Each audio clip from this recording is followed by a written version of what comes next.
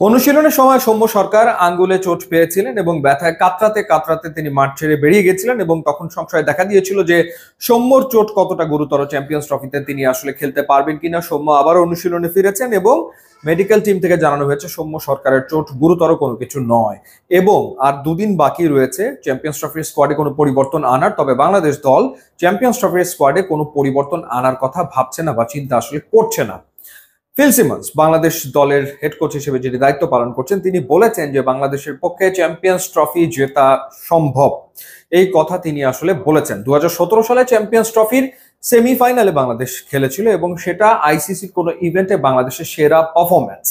এবার জেতা সম্ভব বললেন কোচ, কিন্তু কথা হচ্ছে কি ধরনের প্রস্তুতি বাংলাদেশ নিচ্ছে চ্যাম্পিয়ন্স ট্রফিকে সামনে রেখে এবং অন্য দলগুলো কি ধরনের প্রস্তুতি নিচ্ছে। পাকিস্তান হোস্ট টিম, তারা ট্রাই নেশন সিরিজে খেলছে নিউজিল্যান্ড এবং সাউথ আফ্রিকাকে নিয়ে এবং এরই ভেতরে আমরা দেখেছি দলগুলোর কি কন্ডিশন, তারা কি ধরনের ক্রিকেট আসলে খেলছে। 300-র উপর রান হচ্ছে এবং সেই রান আর এক দল অনায়াসে টপকে যাচ্ছে, এই ধরনের পারফরমেন্স আসলে আমরা দেখতে পাচ্ছি। তো এই তিনটে দল তারা ট্রাই নেশন সিরিজে খেলে চ্যাম্পিয়ন্স ট্রফির প্রস্তুতি সেরে নিচ্ছে।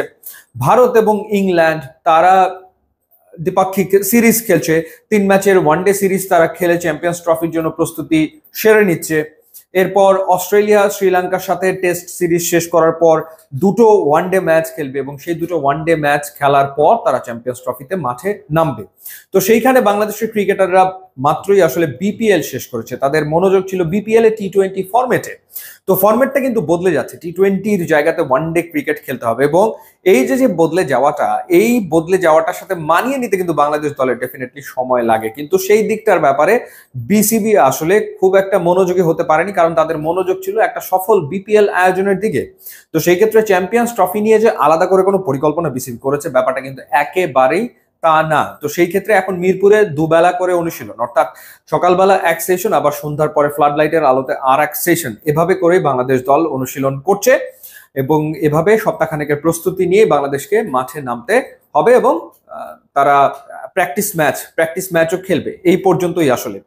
ওয়েস্ট ইন্ডিজের বিপক্ষে বাংলাদেশ যে ওয়ানডে সিরিজ খেলেছিল সবশেষ, সেই সিরিজের রেজাল্ট কি সেটা নিশ্চয়ই আপনাদের মনে আছে। সেই সিরিজে বাংলাদেশ কিন্তু আসলে হোয়াইট ওয়াশ হয়েছিল। ওয়ানডে ফরম্যাটে 3-0 সিরিজ হেরেছিল বাংলাদেশ ওয়েস্ট ইন্ডিজের মাটিতে। তারপর আবার টি20 সিরিজে গিয়ে বাংলাদেশ বাউন্স ব্যাক করে এবং ওয়েস্ট ইন্ডিজকে হারায়। তো ওয়ানডে ফরম্যাটে কিন্তু লাস্ট সিরিজটা বাংলাদেশের একেবারেই সুখকর হয়নি।